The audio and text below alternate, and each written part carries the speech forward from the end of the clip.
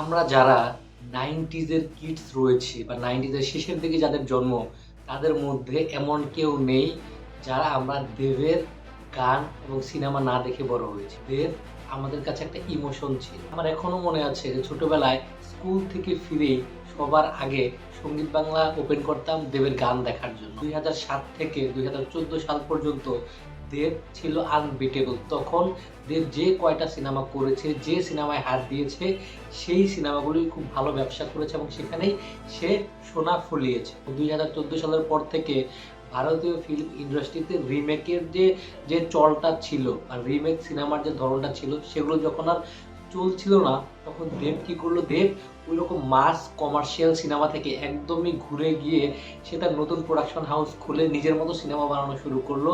Jam, cocopeat, কবির দিয়ে যখন সে খুব বেশি সাকসেস পেল না, তখন সে কি করলো?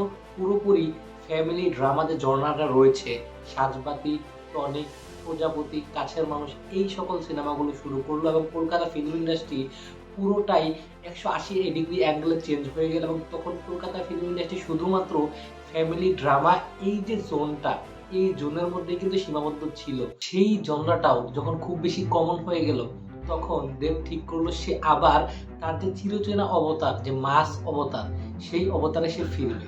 সেই পরিপ্রেক্ষিতে আজকে শুক্রবার কলকাতা রিলিজ হয়েছে দেবের সব থেকে বড় মুভি খাদান, যেটা কিনা রিলিজ হওয়ার সাথে সাথেই একদম ব্লাস্ট হয়ে গিয়েছে। দর্শক সেই পুরনো দেবকে আবার দেখতে পেয়েছে। শুরুর দিকে কিন্তু এই সিনেমাটা খুবই কম শো পাচ্ছিল, সিনেমা হল পাচ্ছিল না বললেই চলে, যেহেতু এখন ভারতে পুষ্পা 2 চলছে বা আরো বেশ কয়েকটি সিনেমা রিলিজ হচ্ছে। সিনেমাটি কিন্তু ভালো শো পাচ্ছিল না, বাট যে কয়টাই পাচ্ছিল সেখানে দর্শকের রেসপন্স এতটাই ছিল যে রিলিজের আগেই সিনেমাটা ট্রেন্ডিং এ চলে আসে এবং এর শো ধীরে ধীরে বাড়তে শুরু করে।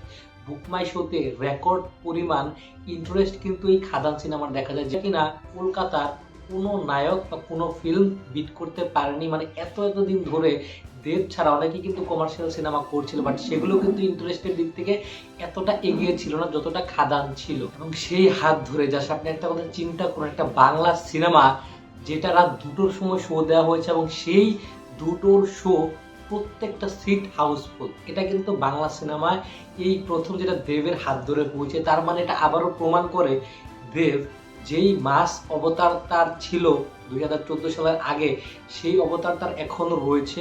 এখনো মানুষ দেবকে ভালোবাসে, এখনো মানুষ দেবের সিনেমা দেখতে চায়, এখনো কলকাতার মানুষ commercial mass commercial action cinema দেখতে চায়, যদি সেটা প্রপার ওয়েতে বানানো হয় এবং সেটা যদি প্রমোশন করা হয়। দেখুন, দেব কিন্তু সবসময় প্রমোশনের উপর অনেক বেশি জোর দিয়েছে। সে কলকাতার প্রত্যেকটা জায়গায় সে গিয়েছে, বেঙ্গল ট্যুর নামে সে গিয়েছে, সেখানে প্রমোশন করেছে এবং তার যে ফলাফল সেটা কিন্তু সে দেখতে পাচ্ছে। মানুষ কিন্তু খাদান সিনেমাটা দেখার জন্য হুমড়ি খেয়ে পড়ছে। এখন তো আমি 2টোর সময় ভিডিওটা করছি, খাদান সিনেমার অনেকগুলো শো অলরেডি হয়ে গিয়েছে। তো যতটুকু খবর আমরা জানতে পেরেছি, সিনেমাটি খুব ভালো হয়েছে, দর্শক সিনেমাটি পছন্দ করছে। যে এক্সপেকটেশন নিয়ে মানুষ সিনেমা হলে গিয়েছিল, সেই এক্সপেকটেশন তাদের পূরণ হয়েছে এবং তারা খাদান পার্ট 2 যেটা আসবে সেটার জন্য ওয়েট করে রয়েছে এবং মানুষ এই সিনেমাটিকে পছন্দ করছে। তো এটাই দেখার বিষয় যে সিনেমাটি কেমন বিজনেস করে। যেহেতু সিনেমাটার হাইপ অনেক বেশি এবং ওপেনিং কালেকশন সিনেমাটি রেকর্ড ব্রেকিং কালেকশন তুলবে।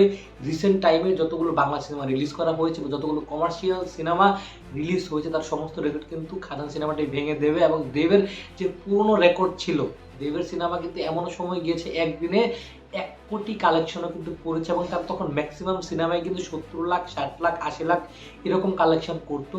তো সেই সময়টার মতো এখনো মানে সেই কালেকশনটাই করতে যাচ্ছে খাদানের ওপেনিং। তো দেখা যাক খাদান লম্বা রেসে কতটুকু চলতে পারে এবং কি পরিমাণ কালেকশন আনতে পারে। তো এই সময়টা দাঁড়িয়ে সিনেমাটা ব্লকবাস্টার হওয়া খুবই গুরুত্বপূর্ণ। তাহলেই দেব আবার তার পুরনো অবতারে ফিরবে এবং সে আবার কমার্শিয়াল সিনেমা করবে। এবং আমার কোথাও গিয়ে মনে হয় যে দেবের হাত ধরেই কিন্তু কলকাতা ফিল্ম ইন্ডাস্ট্রিতে আবার কমার্শিয়াল সিনেমার যুগ শুরু হবে, যেটা হারিয়ে গিয়েছে। তা আপনাদের এই বিষয়টি মতামত বা আপনাদের কি মনে হয় সিনেমাটা কেমন হবে এবং কলকাতা ফিল্ম ইন্ডাস্ট্রির ফিউচারে খাদান সিনেমা কতটুকু ভূমিকা রাখবে, সেটা অবশ্যই কমেন্টে জানাবেন। ভিডিওটা ভালো লাগে থাকলে লাইক, কমেন্ট, সাবস্ক্রাইব করতে ভুলবেন না। দেখা হচ্ছে নেক্সট ভিডিওতে। Take care.